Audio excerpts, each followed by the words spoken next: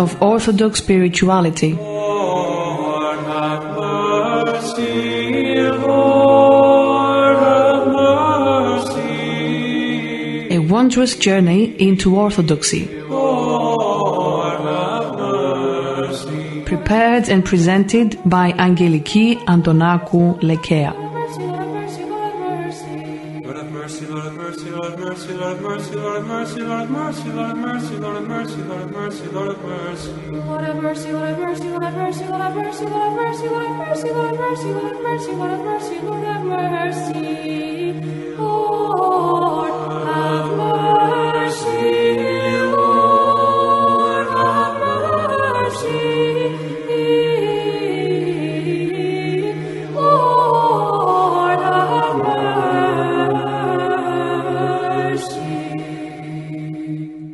Hello, dear listeners. We are continuing to read from the book With Pain and Love for Contemporary Man, the first volume in the series Spiritual Counsels by Saint Paisios. O Lord, I have cried out unto Thee. A woman shall not wear anything that pertains to a man, nor shall a man put on a woman's garment. Deuteronomy 22, verse 5. A woman shall not wear anything that pertains to a man, nor shall a man put on a woman's garment. For whoever does these things is an abomination to the Lord your God. Yeroda, how should we deal with women who come to the monastery in trousers? They often claim that they are more practical and more modest than short dresses. These days, it's either short dresses or trousers. Doesn't the Old Testament say very clearly, and with these details, a man shall not wear a woman's garment, and a woman shall not wear a man's garment? It's the law of God, and besides that, it's inappropriate. Men rarely, very rarely wear dresses. Women who work in the fields, however, say that it's easier for them to do their job if they wear trousers. These are excuses. Yeroda, mothers say that they dress their little girls in trousers to keep them warm. Is this the only way they can solve this problem? How about stockings? Can't they wear stockings or something else that will cover their legs and keep them warm? Where there's a will, there's a way. Yeroda, what should we do when dignitaries come and are accompanied by a woman wearing trousers? You must explain by asking them, do you want us to make an exception, break the rule, and disrupt the order of our monastery? Once, Yeroda, 30 high school teachers came wearing trousers, and we let them go in. That was wrong. You should have told them, sorry, but it is the policy of the monastery not to allow entrance to women who are wearing trousers. These women, after leaving you, will then go to other monasteries and say, at St. John the Evangelist monastery, they let us in with trousers. You accommodated them because you did not want to insult them, whereas later, they will not hesitate to insult you. Place a sign at the gate with the relevant passage from the Old Testament. Make 50 skirts and offer them politely to female visitors who are wearing trousers or short dresses, especially those who are coming for the first time and do not know the rules. Yeroda, what happens if a high school comes and all the girls are wearing trousers? You should offer them a treat outside the gate. This way you will give them reason to think about the issue.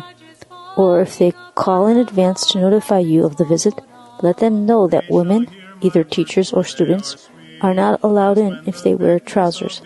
This way they will realize that they must show respect for the monastery. The monastery is not a parish church. It is the responsibility of the parish priest to educate women and explain why they should not be wearing trousers and why it's important to conform to this rule. If at some point women from another parish visit his church wearing trousers, he should try and take care of the problem, keeping in mind that the church is our mother. She is not our stepmother. But Yeroda, many people say, with all these restrictions, you are actually driving people away from the church. Doesn't the Old Testament contain a commandment from God that forbids women to wear man's clothing? What more do they want? But you see, there is more to this than meets the eye. First they start with, but why shouldn't women also wear trousers?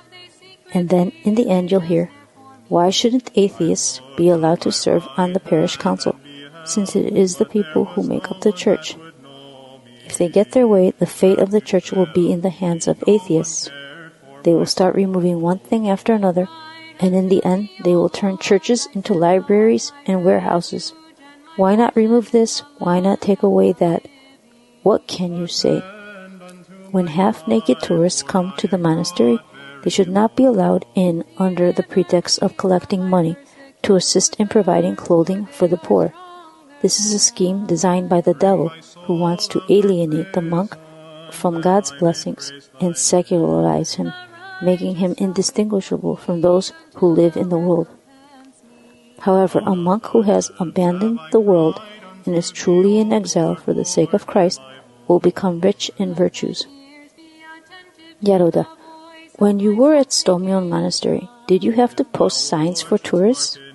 Sure, I had all kinds of signs. At the monastery gates, I put up a sign which read, "Welcome to the monastery." Further along, about 20 minutes from the monastery, I put up another sign which said, "To the river Aos," if dressed indecently, with an arrow pointing in that direction. A third sign read, "To the monastery," if dressed decently, with an arrow pointing toward the monastery. Wasn't that a good idea? What must we do, Yaroda, during the summer when many women come here with bare shoulders? Well, make some shawls or something that they can put over their shoulders. This way they will realize that when they are on monastery grounds, they should show respect and reverence. Cosmetics, smudges on the image of God. Today, there are so many people who have lost themselves. Take women, for instance. They put all these sticky, foul-smelling sprays on their hair. It's enough to give you an allergy. When I see a fashionable, worldly woman with her fancy looks and perfumes, my stomach turns. I was told once, so-and-so went to Germany to become a cosmetician. What is that? I asked. A cosmetician? They informed me, makes an old woman look young again. Then I remembered that I had actually seen an older woman who had a straight line across her forehead.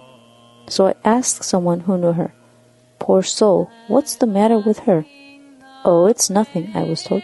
"She had surgery, a facelift, to get rid of her wrinkles." And I had thought that she had been in an accident and had to have surgery. What has the world come to? Yaroda, today people do not consider it a sin to use cosmetics. Yes, I am aware of that. I ran into a soul once who used to have the face of an angel, but she had so much makeup on that I did not recognize her. God made everything good, I told her, but He has made a mistake with you. Why, Father? She asked. Here, right under your eyes. He did not put black ink. That's the mistake He made. He made everybody else good and beautiful, but in your case He made a mistake. You poor soul, don't you understand? Can't you see that you are actually making yourself ugly? It's like taking a beautiful Byzantine icon and running a paintbrush over it in every direction, smudging and ruining the original image. It seems to me that we want to paint over the image of God. Would we put paint on an icon of God? It's like having someone who knows nothing about painting lines on a great painter's masterwork, making it uglier with each additional brushstroke. You are doing the same thing. It is as if you are saying, "My God, you did not do this right, let me fix it." Another time a woman came to see me. Her nails were long like a hawk's and painted bright red. She told me, "I have a gravely ill child and have been praying for his health, but nothing happens. Please pray for him, Father, because my prayers—" "What kind of prayer are you really offering?" I asked. "All you are doing is scratching Christ with these nails. If you want your child to get well, the first thing to do is to clip your nails. This is the least you can do for his health. Cut them down to size and throw out the polish. Do it as a sacrifice for his health." "Should I then paint them white, Father?" she insisted. I am telling you to remove the polish and clip them down to size. Make this simple sacrifice for the health of your child. And you want to know if you can paint them white? Are you serious? If God wanted you to have red nails, He would have made you that way. Can I paint them white? She asked again. At that point I gave up. I said to myself, sure, you will go well, you and your child. More often than not, children are given colds by the mother, who, when she is not dressed with modesty, cheats even her own children. A person may not be very good-looking or may have some handicap. God knows that such flaws will help people spiritually because God is more interested in our souls than He is in our bodies. All of us have our good qualities and just a few shortcomings, small crosses to bear, nothing big, that assist in the salvation of our souls. Let my prayer arise in thy sight as incense, and let the lifting up of my hands be an evening sacrifice.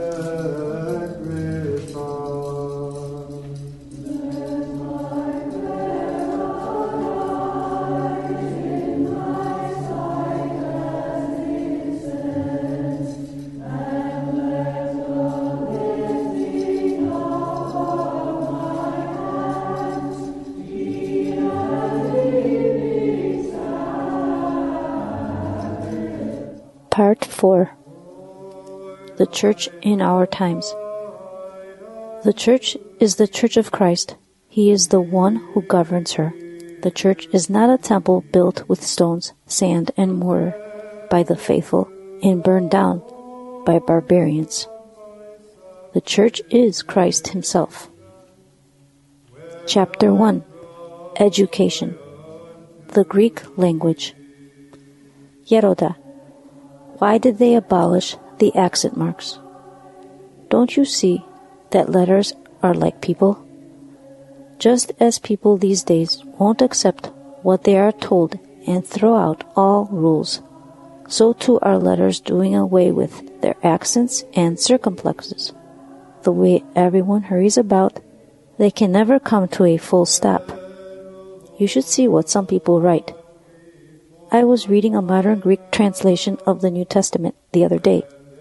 They translated, "Out of Egypt have I called my son. As from Egypt I have called my boy." Matthew 2, verse 15. Come on now, there is no way this will work. You cannot tell the sacred from the profane. They write this way for the supposed purpose of having uniformity in the written and spoken language. Who wouldn't understand my son? Even a person from the most remote village would have no problem. Once on the Holy Mountain, I heard a reading that used colloquial Greek. The bread, psomi, and wine, krasi, which make up the Holy Communion. It just doesn't sound right. What person today is not aware that the ancient words artos and inos mean bread and wine? Yeroda, we've heard that they are thinking of replacing the Greek alphabet with Latin characters. Forget it. That will not work. It will not work. We are lucky that God always makes good out of what is crooked and evil. Otherwise, we would all be lost. Our tradition and language were not lost back then when everything was recorded in handwritten manuscripts and there were no photocopy machines or other ways to preserve them. Nor will they be lost now that we have so many means of preserving them. Have you noticed how Pontian refugees from Russia have kept their customs? The Pontians, in other words Greeks from Pontus, the northeastern shores of Asia Minor, who had lived there from ancient times, were forced, starting at the beginning of the 19th century, to emigrate from there because of pressure from the Turks, and so they headed in multiple waves to parts of Russia and Georgia. After the removal of communist authority in those countries, many Pontians choose to leave, eventually arriving in their true first country, Greece. It helped that they spoke Pontian Greek and were able in this way to keep their tradition alive. And even though they were given a little freedom, they still chose to leave Russia in order to be truly free. With only the little freedoms they were given, they were like birds taken out of the cage and left to fly freely in a room. Wouldn't they feel sorrow there too? How could they have been happy with this kind of freedom? Imagine how hard their lives must have been. There are some people who are trying to create a new language, but the Greek tongue has within it the fiery tongues of Holy Pentecost. No other language can render so adequately the dogmas of our faith. This is why the good Lord even provided for the Old Testament to be translated into Greek by the 70 Septuagint, and for the New Testament to be first written in Greek. Anyone seeking to study the Christian doctrine without the knowledge of ancient Greek is very likely to fall into serious error. And here we have abolished the teaching of ancient Greek in our schools. Soon we'll have Germans teaching ancient Greek in our universities. That's what it will probably take for some people to realize the value of this language. But I suppose unless they are embarrassed, they will not realize what they have done. Then they will say, "Can you believe that the Church has been preserving and using ancient Greek all along?" Some individuals are trying to wipe out this Orthodox nation. Do you know what this means? An Orthodox Christian nation today is a matter of great importance. In the old days, we had philosophy. Saint Catherine used philosophy to silence the philosophers of her time. The ancient philosophers paved the way for Christianity. The Gospel was written in Greek and spread around the world. The Greeks then enlightened the Slavs. There are those who stand to lose if Greece continues to exist. She is doing us harm, they say. We must destroy her. Problems in the educational system. Yeroda, you often say that everything is falling apart. Do you also mean the Greek system of education? Yes. Don't you see what is happening around us? Are these schools, what kind of Greek are they teaching our children? What kind of history? And what about theology? Can you explain to me what is happening to theology? We have atheists with theology degrees that teach religion. They are allowed to do that, but nobody bothers to check what they are actually teaching. Is he teaching theology or atheism? We cannot dismiss him, they say. Suppose that an English professor starts teaching mathematics. Would they allow that to happen? You have theologians who advise people not to receive Holy Communion because they might catch AIDS. They were probably admitted to the School of Theology by default, because the computer gave them an admission score. This kind of theology does not know God. In the old days, they used to say, "The child has learned the sacred letters," because education was then a sacred thing. Now you see a professor of theology who does not believe in God and insults the prophets in front of the students, and yet he is not dismissed. Can you tell me, my good man, what you are doing in the theology department? What kind of theologians will you prepare for graduation? This is the result of the influence of Protestants and Catholics. Catholicism is now full of the atheistic spirit. Catholics are even trying to cut out the saints. Saint Catherine, they claim, was not really that great. Her father was only a small and unimportant king. Saint Nicholas was not a major saint either. Saint George was actually a mythical person. The Archangel Michael does not exist. He is a manifestation of God, and so was the Archangel Gabriel. Pretty soon, they will be claiming Christ is not God. He was only a great teacher. Then they will go even further. God is only a force. In the end, they will claim God is nature. There are Orthodox today who go for this nonsense, even though there is so much tangible evidence, so many prophets and prophecies, and so many living miracles. A man came to see me to receive a blessing to go to Italy for liturgical studies and write a dissertation. "Are you in your right mind?" I asked him. "You want to do your dissertation with the Jesuits, and you are coming to me to get a blessing. Those people are clueless. The teachers there are Jesuits, Uniates. I don't know what all. We must be very careful. This is what our young people do. They go to England, France, and other countries to study. They catch all kinds of European viruses and write dissertations. They study the Greek fathers in translation, from translations prepared by foreigners.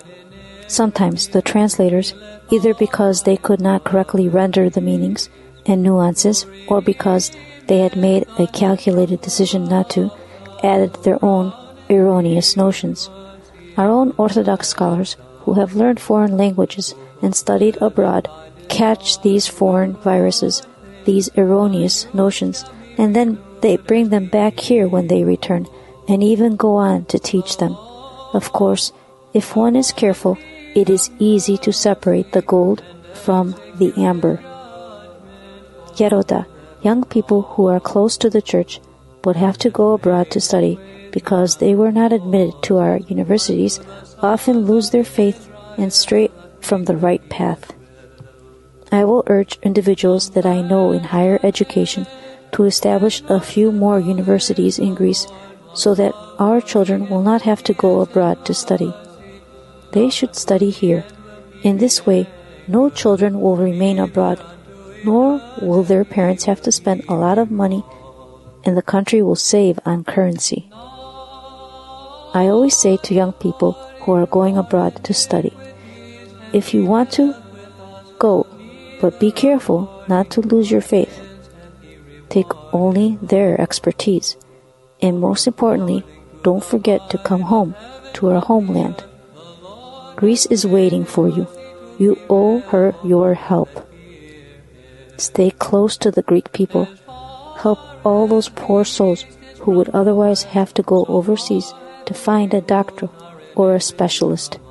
Be very careful not to let your hearts grow cold. The Europeans are cold people, and the United States is only for becoming wealthy in material goods and becoming spiritually bankrupt. And the strikes, Yeroda, they cause so much harm. Students have been out of school for a month now and hang out on the streets. I tell the teachers that I know to go on strike only if someone wants to abolish, for example, the study of religion or prayer in school, or to remove the cross from the Greek flag and so forth. Then it is absolutely necessary that they protest. Otherwise, why should our poor children pay by missing so many days of school? In other words, Yeroda, the educational system has evolved in a way that will cause great harm to our youth. It's true that many young people will be harmed, but the good Lord will judge accordingly. He will look into the situation and determine how these young people would have fared if they had not been so harmfully influenced or indeed been done such harm.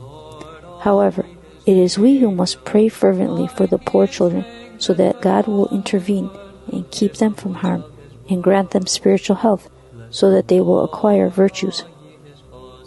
The theory of evolution. The nonsense we hear in schools these days about Darwin's theory and the rest. The teachers themselves do not believe what they are saying, but they say it anyway because they want to pollute the minds of our youth in order to take them away from the church.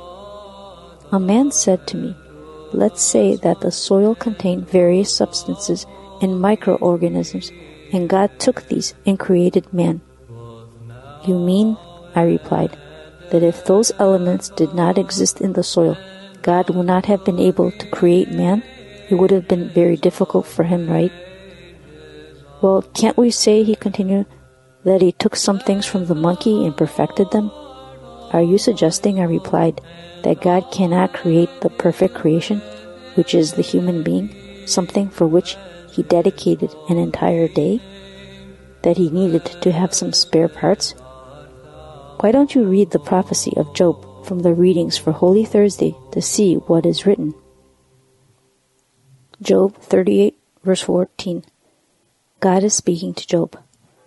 Or perhaps it was you who took dust from the earth, formed clay, made it into a living being with a mouth and the ability to speak, and placed him on earth.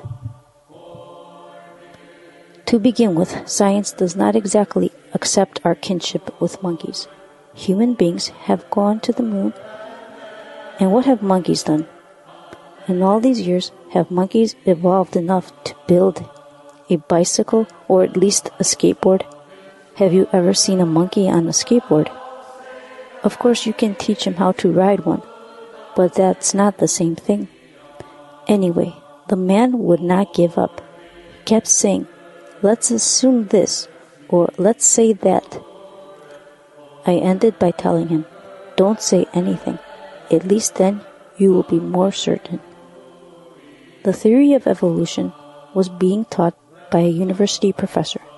Once I said to him, "In time and with proper care, a green bean plant will become a better green bean plant, the eggplant a better eggplant, and if you feed and take care of a monkey, it will only become a better monkey. It will not turn into a human being. If a white man moves to a warm climate and is always in the sun, his complexion may change somewhat, but he will still be a white man. And then think that Christ was born of a human being, the Panagia. Are we supposed to believe that his ancestors were monkeys? What blasphemy! And they do not realize that they are blaspheming.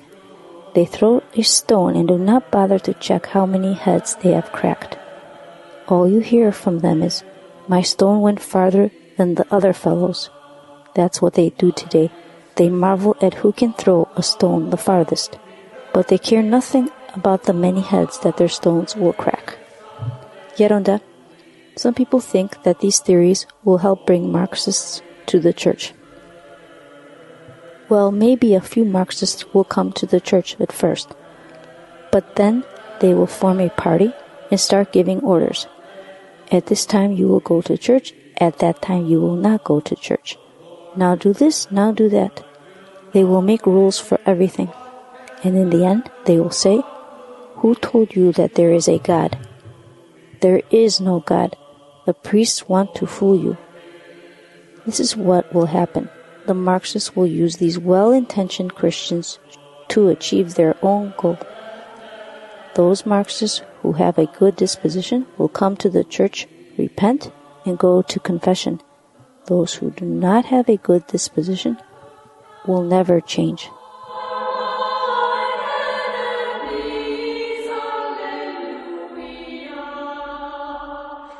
Dear listeners, thank you for listening. Our time is up. We will continue once again where we left off in our next show. Until then, be well. Lord, have mercy, Lord, have mercy, Lord, have Readings of Orthodox Spirituality. Lord, have mercy, Lord, have mercy, A wondrous journey into Orthodoxy. Lord, have mercy. Prepared and presented by Angeliki Antonakou Lekea.